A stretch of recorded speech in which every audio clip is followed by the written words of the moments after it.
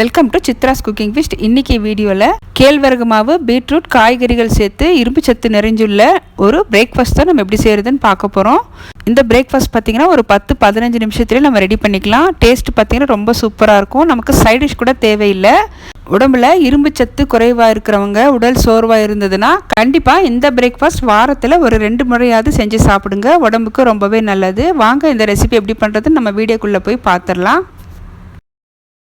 கேழ்வரகு மாவு 1/2 கிலோ எடுத்திருக்கேன். வீட்டில் அரைச்ச கேழ்வரகு மாவு தான் எடுத்திருக்கேன். நல்லா சலிச்சிட்டு 1/2 கிலோ எடுத்துக்கோங்க.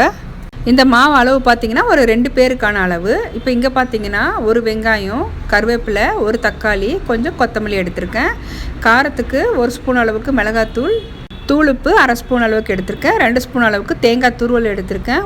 ஒரு பீட்ரூட் துருவி வச்சுருக்கேன். இப்போ இது கூடவே ஒரு வெள்ளரிக்காய் துருவி எடுத்திருக்கேன். வெள்ளரிக்காய்க்கு பதிலாக நீங்கள் வெள்ளை பூசணிக்காய், சொரக்காய் கூட எடுத்துக்கலாம். அதுவுமே உடம்புக்கு ரொம்பவே நல்லது. இப்போ நம்ம எடுத்திருந்த பொருள் எல்லாமே நம்ம மாவு கூட சேர்த்துக்கலாம். தேங்காய் சேர்க்கும் போது இந்த அடை பார்த்திங்கன்னா நல்ல ஒரு டேஸ்ட்டாக இருக்கும். ஒரு சின்ன வெள்ளரிக்காய் துருவி எடுத்திருக்கேன். ஒரு பீட்ரூட் எடுத்திருக்கேன். பீட்ரூட்டுக்கு பதிலாக நீங்கள் கேரட் கூட யூஸ் பண்ணிக்கலாம். இப்போ தண்ணி ஊற்றாமல் நல்லா ஒரு தடவை நல்லா பிசைஞ்சுக்கோங்க. நம்ம சேர்த்துருக்கிற இந்த காய்கறிலேயே நிறைய தண்ணி இருக்கும். நல்லா ஒரு தடவை மிக்ஸ் பண்ணிவிட்டு தண்ணி கொஞ்சம் கொஞ்சமாக விட்டு தோசை மாவு பதத்துக்கு கரைச்சி எடுத்துக்கிறேன். நம்ம இதே மெத்தடில் கம்பு அடை கூட செய்யலாங்க. காய்கறிலாம் சேர்த்து கம்பு அடை, சோள அடையும் செய்யலாம். நம்ம உடம்புக்கு ரொம்பவே நல்லது. வாரத்தில் ஒரு 2 தடவையாவது சிறுதானியங்கள் சேர்த்து நீங்கள் அடை செஞ்சு சாப்பிடுங்க. வெயிட் லாஸ் பண்ணுறவங்களுக்கு இது ஒன்று சாப்பிட்டாவே நல்ல ஃபில்லிங்காக இருக்கும். டயபெட்டிஸ் இருக்கிறவங்க ராகி சேர்த்த உணவு அடிக்கடி எடுக்கும்போது சுகர் ஸ்பைக் ஆகாமல் நமக்கு கண்ட்ரோல்லையே இருக்கும். இப்போ மாவு பார்த்திங்கன்னா நல்லா கரைச்சி எடுத்தாச்சு. இப்போ தோசை கல் வச்சுருக்கேன். கல் நல்லா சூடாக இருக்குது. மாவு இந்த பதத்தில் கரைச்சி எடுத்திருக்கேன். லைட்டாக கொஞ்சம் தண்ணி தெளிச்சிட்டு ஒரு 2 கரண்டி அளவுக்கு நான் மாவு சேர்த்துக்கிறேன். கொஞ்சம் மொத்தமாகவே சேர்த்துக்கிறேங்க. நம்ம மெலிசாக தேய்க்க முடியாது. நம்ம காய்கறி சேர்த்துருக்கிறதால மொத்தமாக தான் தேய்க்க முடியும். 1 ஸ்பூன் அளவுக்கு எண்ணெய் சேர்த்துக்கிறேன். எண்ணெய் சேர்த்துட்டு நம்ம க்ளோஸ் பண்ணி வைக்கலாம். நல்லா வேகட்டும். நம்ம சேர்த்துருக்கிற காய்கறிகள் நல்லா வேகணும்.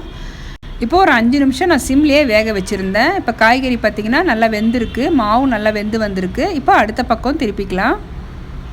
நம்ம இதே காய்கறிகள் தான் சேர்க்கணும்னு இல்லை, நம்ம விருப்பப்பட்ட காய்கறிகள் சேர்த்துக்கலாம். முட்டைக்கோஸ், கேப்சிகம் கூட சேர்த்துக்கலாங்க. அதுவுமே ரொம்ப டேஸ்ட்டாக இருக்கும்.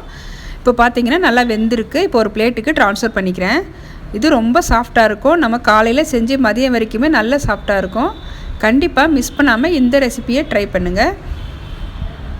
இந்த அடைக்கு பார்த்திங்கன்னா சைட் டிஷ் கூட தேவையில்லை. ஏதாவது சைட் டிஷ் வைக்கணும்னு நினச்சிங்கன்னா தேங்காய் சட்னி, கார சட்னி கூட வச்சு சாப்பிட்லாம். நான் இன்றைக்கி லஞ்சுக்காக செஞ்ச தட்டைப்பயிறு குழம்போடு தான் சர்வ் பண்ணுறேன். என்னோட இந்த வீடியோ உங்களுக்கு பிடிச்சிருந்ததுன்னா வீடியோக்கு லைக் பண்ணுங்கள். மறக்காமல் நம்ம சேனலை சப்ஸ்கிரைப் பண்ணிவிட்டு பெல் பட்டனை ப்ரெஸ் பண்ணி ஆளுங்கிற ஆப்ஷனை கிளிக் பண்ணி வச்சுக்கோங்க. அப்போ தான் நான் போடுற வீடியோஸ் உங்களுக்கு தொடர்ந்து நோட்டிஃபிகேஷனாக வரும். தேங்க்ஸ் ஃபார் வாட்சிங்.